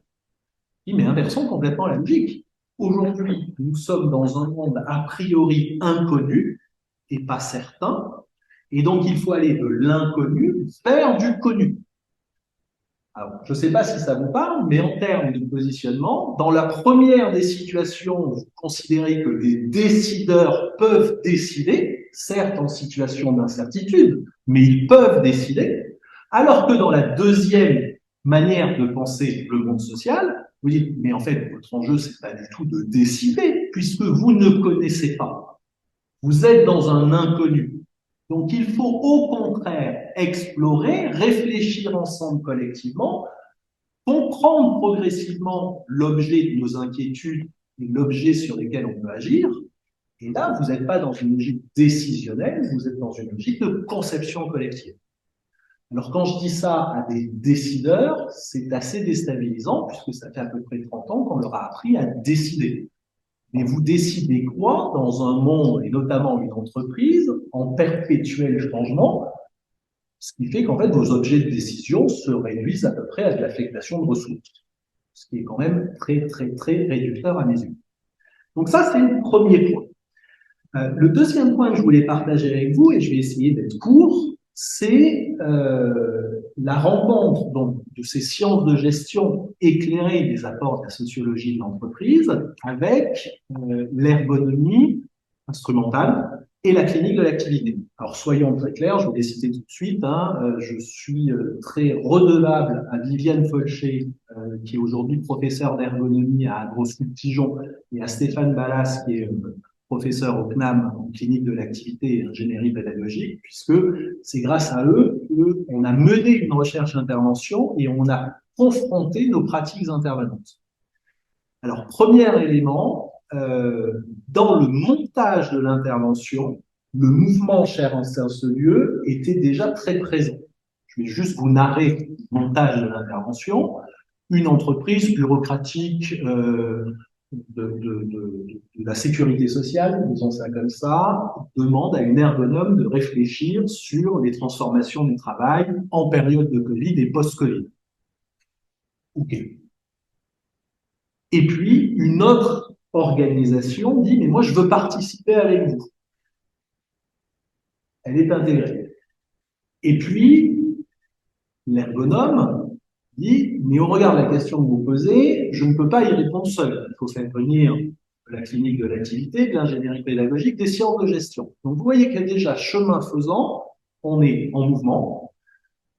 On ne raisonne plus du tout sur une entreprise, mais sur plusieurs, et on ne raisonne plus sur une discipline, mais sur plusieurs. OK. Deuxième élément, et ça pour le coup c'est une difficulté disciplinaire, c'est ma formation, c'est la distinction entre l'analyse du travail, prof en sciences de gestion dans une école d'ingénieurs analyse le travail, et la question de l'accès au travail. Un ergonome instrumental ou un clinicien de l'activité s'efforce de permettre aux acteurs de prendre conscience de leur propre activité, de la travailler, de se projeter dans le futur. C'est fondamentalement différent dans les pratiques intervenantes. Dans un cas, j'outille les acteurs pour qu'ils puissent penser leur travail et leur activité et se projeter dans une action de conception de leur travail de demain. Et dans l'autre cas, j'analyse le travail, je fais des présentations, disons, au comité exécutif pour la faire courte ou aux dirigeants, pour penser l'organisation de demain. Chose intéressante, et là, c'est Cédric qui nous parle, je vais dédouaner Stéphane et Viviane, parce que peut-être qu'ils ne seront pas d'accord, mais en fait, ces deux approches aujourd'hui sont empêchées. Et je dis bien, ces deux approches à mes yeux, aujourd'hui, sont empêchées. Je vais caricaturer encore une fois, en commençant par l'accès au travail. On peut effectivement permettre aux acteurs, aux travailleurs, aux employés, avec un certain nombre de dispositifs, de réfléchir à leur travail et de faire des propositions sur la transformation de leur propre travail. Ça, c'est possible. Formidablement intéressant, un tout petit peu difficile à gérer en termes de quantité de production d'informations. Parce que derrière, il faut pouvoir quand même accueillir tout ça. Comment faire en sorte de s'assurer que ce rapport intime, travailleur à son travail, puisse s'inscrire véritablement dans une organisation en transformation avec d'autres enjeux que le simple rapport du travailleur à son travail, là déjà on a une vraie difficulté. Deuxième élément, lorsque aujourd'hui on s'efforce d'analyser le travail et de remonter ces analyses médiatisées par, je veux dire, un expert volontairement, je déteste ce terme, mais volontairement, un analyseur, un analysant, et remonter au comité exécutif, ça ne présage absolument pas la capacité du comité exécutif à s'approprier ça, et ce que vous disiez, on est quelque part dépossédé, on doit faire le deuil des propositions faites. Ça, c'est le premier élément. Si on pousse et qu'on a un accompagnement long, on peut le faire, mais après, on est complètement tributaire du fait que ces acteurs ont très peu de temps, ont été formés à une logique décisionnelle, et en fait, assez rapidement, il y a une perte de la connaissance produite et transférée. Alors, ça veut dire quoi au bout du bout, hein? Ça veut dire qu'aujourd'hui, dans mes recherches-interventions, même celles qui ont fonctionné, 3 ans après le départ de l'équipe de chercheurs, vous y retournez, vous retombez dans un monde qui est identique à celui que vous êtes efforcé de transformer. Et donc, moi, ce que je trouve intéressant aujourd'hui, hein, dans la logique d'intervention, c'est qu'il me semble qu'on a une double difficulté. On ne peut pas simplement renvoyer aux acteurs en disant je vais les outiller et leur donner la capacité d'eux, parce que d'abord tous les acteurs ne peuvent pas, c'est extrêmement exigeant. Je reprends une vieille analyse de McGregor, si je dis pas de bêtises, hein, théorie X, théorie Y. Quand on a essayé de l'appliquer, on dit bah, finalement la théorie Y, elle est bien sympa, mais elle est d'une violence parfois immense vis-à-vis des acteurs à qui on demande d'être force de proposition, si j'utilise ce langage. Mais on ne peut pas non plus considérer que l'analyste a une action plus efficace. Alors, ce qui nous pose quand même un énorme problème, parce que si ça ne vient pas du bas et si ça ne vient pas du haut, quels sont les dispositifs? Alors aujourd'hui, je vous dis, hein, c'est pas moi qui le dis, il y a une hypothèse qui est portée par Claude notamment, qui est intéressante, et par Pascal Béguin, qui est de dire, aujourd'hui, l'entreprise n'est plus en capacité de mettre en place des dispositifs pour offrir les moyens aux acteurs de faire leur travail correctement. Et leur point de vue, c'est de dire il faut redonner aux entreprises des ressources cognitives et procédurales. Donc avec 2 enjeux. Un enjeu de connaissance, aujourd'hui absolument massif. Si je poussais, hein, je dirais que le savoir en management stratégique ou le savoir en management me semble aujourd'hui très inapproprié par rapport aux enjeux rencontrés par les organisations. Donc, redonner du savoir et redonner des dispositifs permettant, en fait, d'organiser l'activité collective. Je vais aller un cran plus loin. Hein. L'ergonomie, si je suis très caricatural, c'est construite sur le côté obscur de l'organisation scientifique du travail. C'est pertinent, applicable. Aujourd'hui, je signale que les organisateurs scientifiques du travail, à savoir les ingénieurs, sont eux-mêmes organisés. Donc on peut se dire, qui organise un ingénieur? Moi, j'ai une proposition. Hein. Qui organise un ingénieur? Un ingénieur en informatique. La CAO, bah, ça organise des ingénieurs. Les plannings de projet informatisés, ça organise des ingénieurs. C'est pareil pour les chercheurs, d'ailleurs. La digitalisation organise le travail des organisateurs. Mais du coup, où sont les savoirs d'ergonomie qui vont former ces gens-là à éviter les risques psychosociaux, etc., etc. Donc voilà, moi, mon propos est celui-ci. Il faut en fait, non pas aujourd'hui, imaginer lutter contre une organisation qui serait surprescriptrice et qui conduirait à ce qu'on a connu à une certaine époque, c'est-à-dire de la surprescription, mais plutôt revenir à un enjeu d'organisation collective. Alors, je suis pas le seul à dire ça, hein. Pascal Hennetto le dit, organiser l'autonomie, Mathieu Deschessard dit le management n'est pas le problème, c'est la solution, et Cédric Dalmasso dit exactement la même chose sans aucune forme d'originalité. Mais sauf qu'aujourd'hui, les acteurs organisateurs ne se pensent plus eux-mêmes. On renvoie l'organisation, dire les acteurs en première ligne.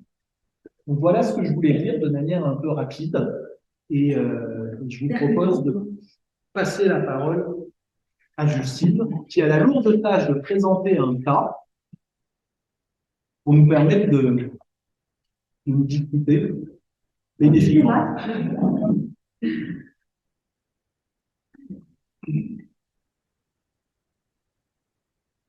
On va passer sur quelque chose de beaucoup plus pratico-pratique et donc vraiment précis sur un cas.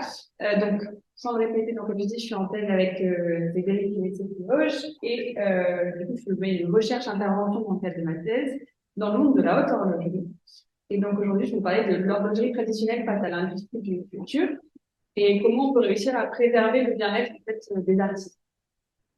Donc, de manière plus globale, les thématiques de ma thèse, c'est on va chercher à comment lier stratégie d'entreprise et bien-être des collaborateurs. Parce qu'on a quand même été très dissociés dans mon thèse.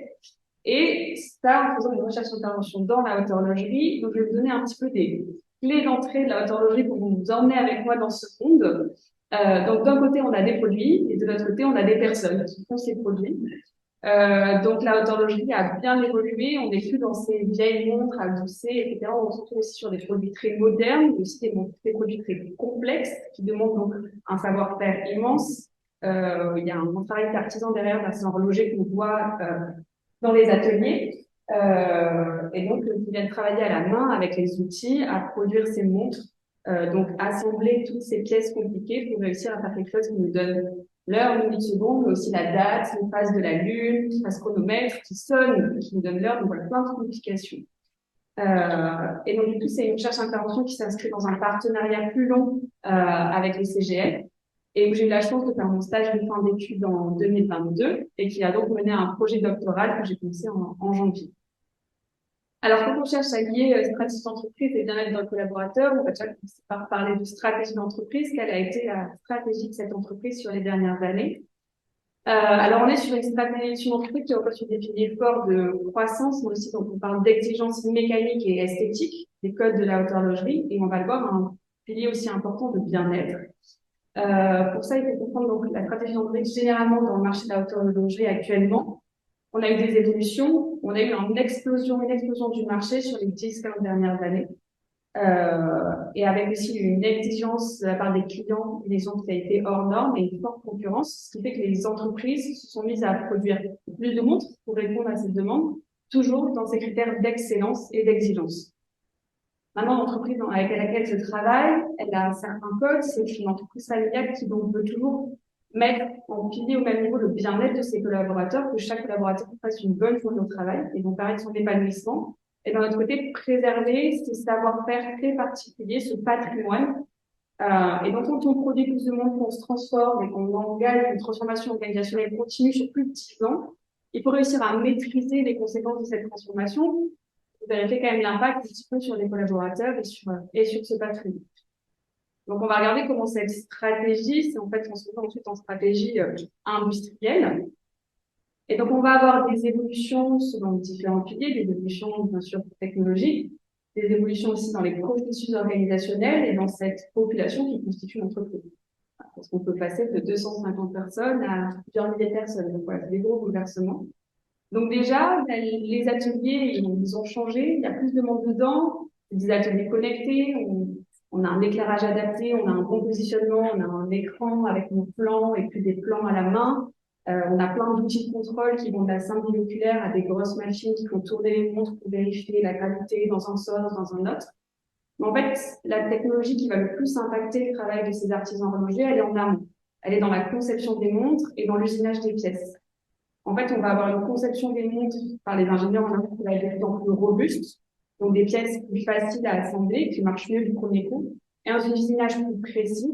Avant, le travail classique de l'horloger, c'était de venir retoucher la pièce, la tailler, la retravailler pour être sûr qu'elle s'emboîte bien, et quand on lance, la montre tourne. Et donc aujourd'hui, toutes ces étapes de retouche, elles n'existent plus vraiment, donc l'usinage est précis, la conception est robuste. Et donc d'un côté, on maîtrise mieux la qualité, d'excellence esthétique, mécanique, et d'un autre côté, on simplifie quand même le travail et les tâches de l'horloger et on modifie un petit peu ce savoir-faire. En même temps, on parle aussi d'évolutions organisationnelles qui vont agir sur les mêmes thématiques. On va séparer les activités de production et de service client. Donc, la production ne va plus que travailler vraiment sur ces nouveaux mouvements, ces nouveaux designs. Et en même temps, on va commencer à séquencer l'activité sur les produits les plus simples. Et donc, au lieu d'avoir un horloger qui va montrer sa montre pendant plusieurs mois, on peut avoir 5, 10, 15 personnes qui travaillent sur une même montre et qui vont faire des petites étapes, en fait, de ce processus. Donc, on change quand même l'activité. Ça n'a rien de nouveau, c'est une méthode. Mais voilà, ça arrive justement juste aujourd'hui dans le monde de l'horlogerie. Et donc, je vais essayer de monter un petit peu une dynamique pour comprendre cette organisation selon deux thématiques, la complexité de l'activité et le nombre de personnes dans les ateliers. Donc, on a une fonction un peu pyramidale. On a différents ateliers qui font des produits de plus en plus complexes. Et les ateliers, donc, on produit les montres les plus simples à produire, où il y a le plus grand nombre de personnes, ou avec anciennement une activité très peu séquencée et une pyramide très simple. Et donc, aujourd'hui, on va regarder comment ça, c'est l'activité, imaginons, il y a 15 ans. À quoi elle ressemble aujourd'hui si on la regarde? On a donc cette pyramide qui s'est complètement élargie. On a un grand nombre de personnes en plus. On a séquencé l'activité. Donc, on peut voir sur les montres les plus simples, au lieu d'avoir 3 étapes pour faire la montre, on en a 15. Et on l'a dit, on a des évolutions technologiques qui font que c'est plus simple d'assembler. Donc, on va complètement baisser la complexité de montage à tous les niveaux pour tous les produits. Donc, on a une activité plus simple, séquencée, et en fait, surtout, une diversité organisationnelle beaucoup plus grande que ce qui était avant. Et donc, on peut se demander comment va être vécue cette transformation par ces horlogers, soit qui viennent d'arriver, qui sortent de formation, ou alors ça fait 20 ans qu'ils sont dans cette entreprise et qui ont vécu tout ce processus.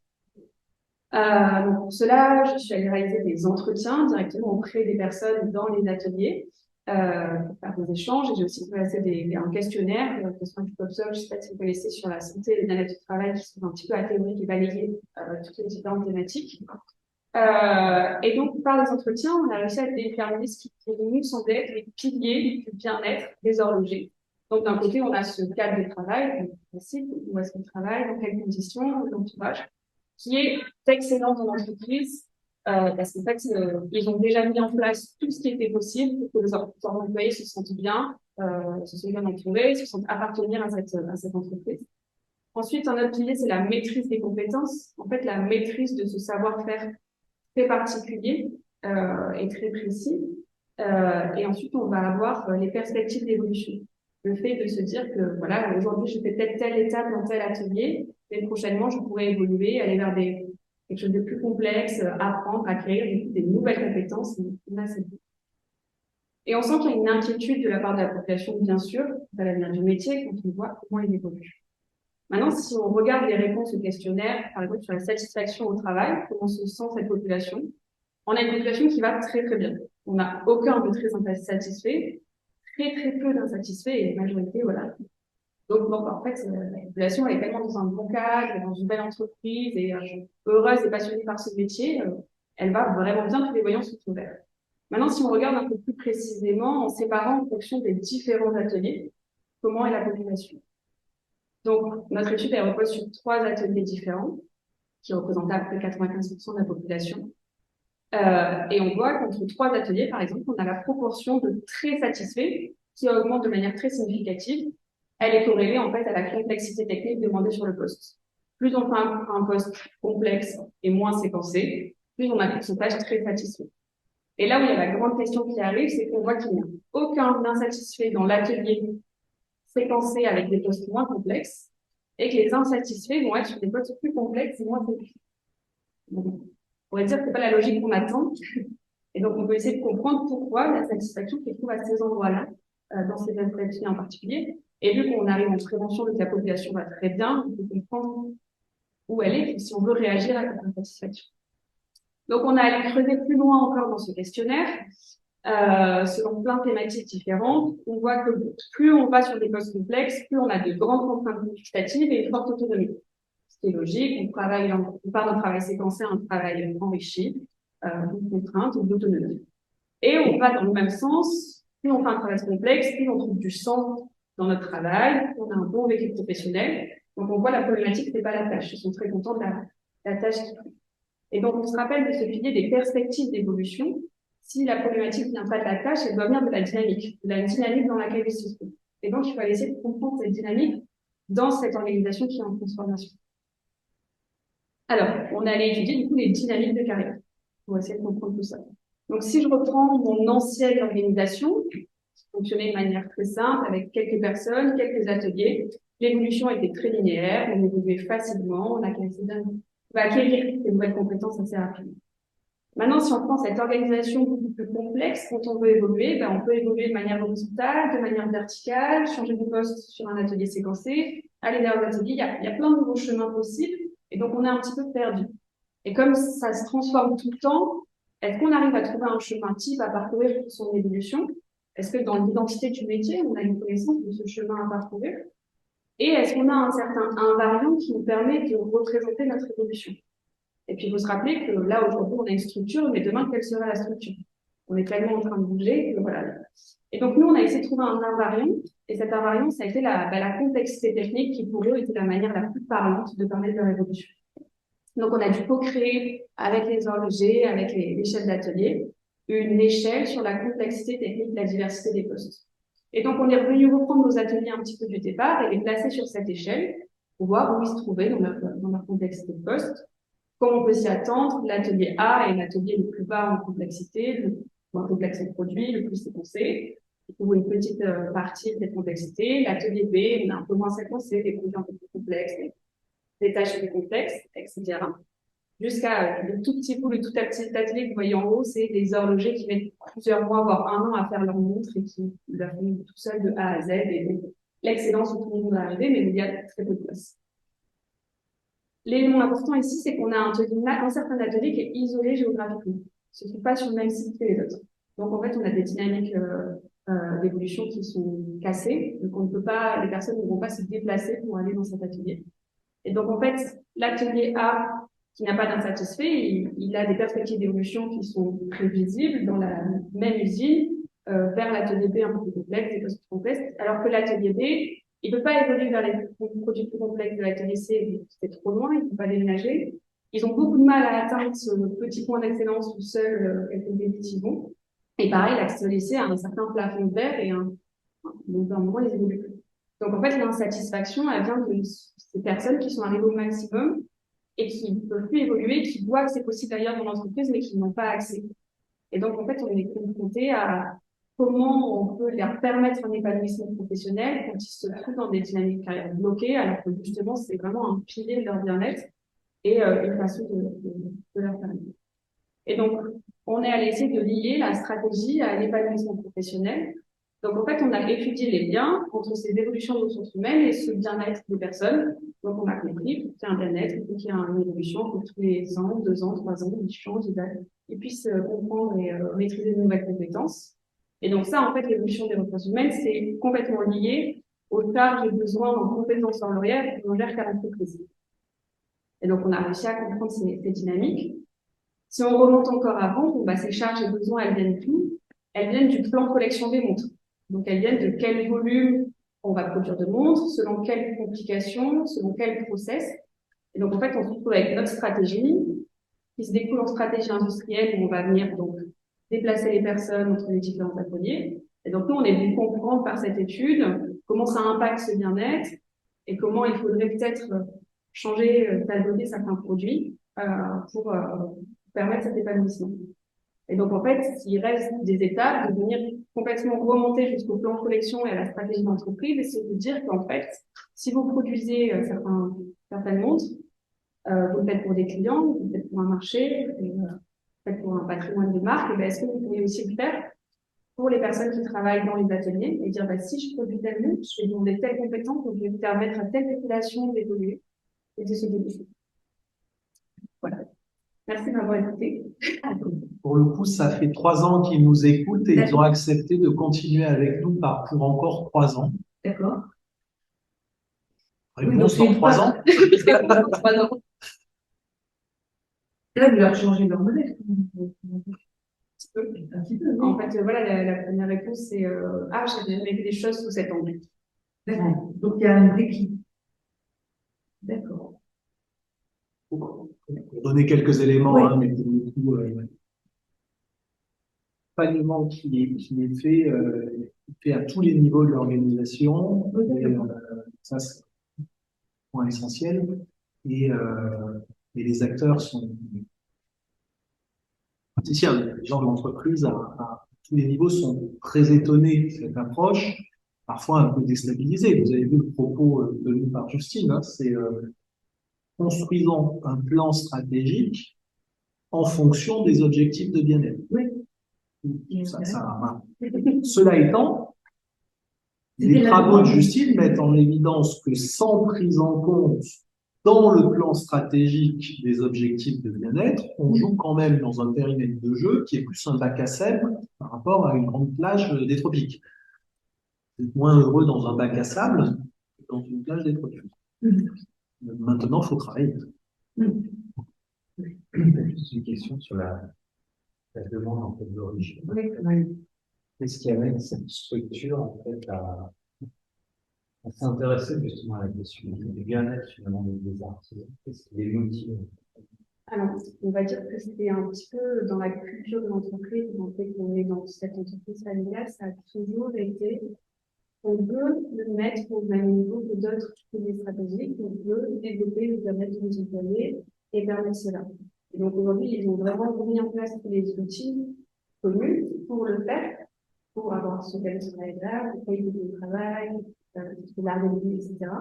Mais ils se trouvent confrontés à certains manques de dispositifs pour lier, en fait, il n'existe pas forcément, quand on veut mettre bien-être en stratégique, donc là, comment on le déploie, qu'est-ce que ça veut dire concrètement. Et donc voilà, c'est ce sur quoi on essaie de travailler avec. Mais donc il y avait vraiment une demande de leur part. Et, il y a deux éléments. Il y a à la fois une éthique de conviction et une éthique de responsabilité. Sur plein d'aspects, historiquement, on regarde la nature de l'activité, ils savent que le bien-être des horlogers est une des conditions de l'excellence. L'exemple typique, hein, c'est sur le polissage, il y a une phrase qui marche très très bien, c'est un échange qu'on a eu avec une polisseuse, en l'occurrence c'était une femme, qui disait, pour faire un polissage au niveau d'excellence, chacun d'entre nous en regardant, on ne voit même pas qu'est-ce que ça change, mais pour eux c'est l'essentiel, j'ai besoin de me sentir bien. Parce que si je ne me sens pas bien, quand je polis, je vais me voir et je ne veux pas me voir. Parce que je me sens pas bien, donc j'ai pas envie de me voir. Ça peut vous paraître étrange, mais c'est absolument fondamental. Donc déjà, hein, le bien-être est une des conditions de l'excellence. Puis un deuxième élément, c'est qu'ils considèrent en fait que c'est de leur responsabilité. Alors dans une logique qu'on pourrait qualifier, si on la pousse de manière très jusqu'au bout, paternaliste, mais aussi avec un engagement vis-à-vis des employés. Et ça va très loin, c'est-à-dire des conditions d'ergonomie. Bon, alors certes, je viens d'un univers qui était plutôt marquant par son mal-être, mais j'ai jamais vu une boîte avec autant d'attention sur le bien-être et d'investissement. Ils ont les moyens aussi. Oui, on a, merci. En tout cas, ce qui était intéressant, c'est à la fois vos différents points de vue et cette convergence quand même. Il y a l'objectif de mission, d'ambition aussi, de transformation et aussi un point global, sociétal, qu'on a D'ailleurs, les frontières de l'entreprise ont été établies. Il y a la question de la capacité d'action dans la société. Et d'ailleurs, pour revenir à Saint-Sulpice, il a écrit l'entreprise est une affaire de société. Dès 17h, on n'avait plus d'engagement de 17h. Ouais, vraiment, moi je disais, on est sans pause, on est vraiment dans un monde où on travaille beaucoup. Merci beaucoup. Merci.